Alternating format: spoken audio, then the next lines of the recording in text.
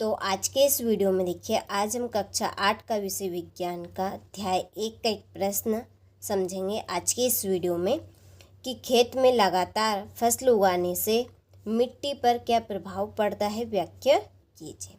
तो आज की इस क्लास में हम इस प्रश्न का अध्ययन करेंगे। देखिए, दोबारा पढ़ेंगे हम प्रश्न को। यदि आपको प्रश्न समझ में ना आए तो आपको प्रश्न को 2 से 3 बार पढ़ना है, क्योंकि प्रश्न में ही उसका आंसर छिपा होता है।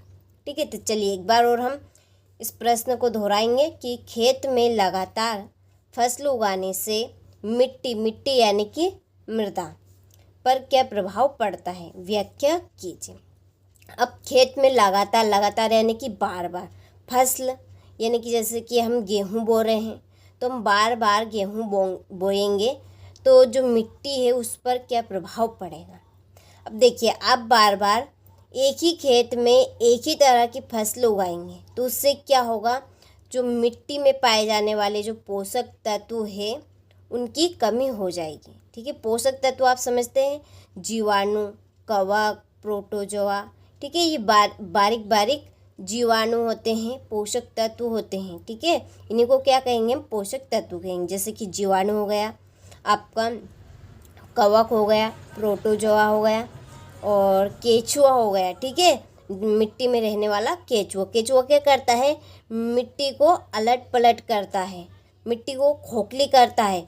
खोखली करने से क्या होगी, मिट्टी को वायु यानी कि हवा मिलेगी, जिससे मृदा और भी अच्छी होगी।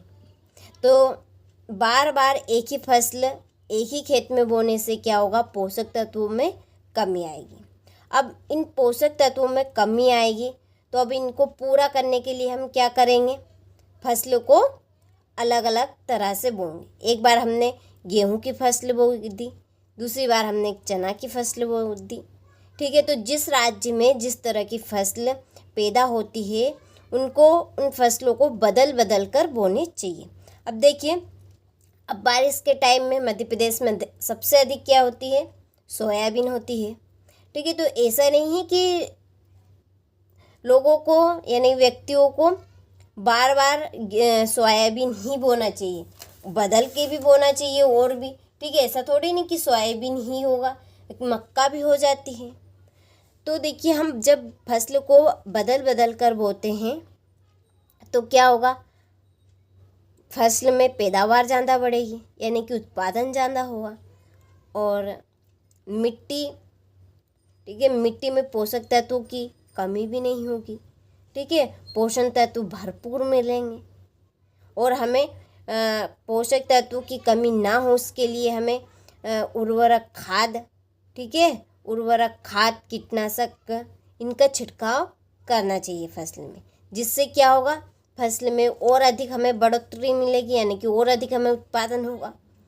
तो हमें बार बार एक ही फसल का उत्पादन नहीं करना चाहिए, एक ही फसल नहीं बोनी चाहिए। ठीक है, आपको समझ में आ गया होगा। तो चलिए अब इस प्रश्न के आंसर को कैसे लिखेंगे, तो ये मैंने यहाँ पे लिख दिया। ठीक है, पहले मैंने आपको देखिए समझना ज़रूरी है, लिख तो आप बाद में भी लेंगे लेकिन समझना आपको ज़रूरी। यदि समझ में आ जाएगा तो आप खुद ही घुमाकर लिख सकते हैं प्रश्न, क्योंकि बहुत ही सिंपल प्रश्न है और बेसिक लेवल का है, जो चीज़ें हमने देखी हुई है।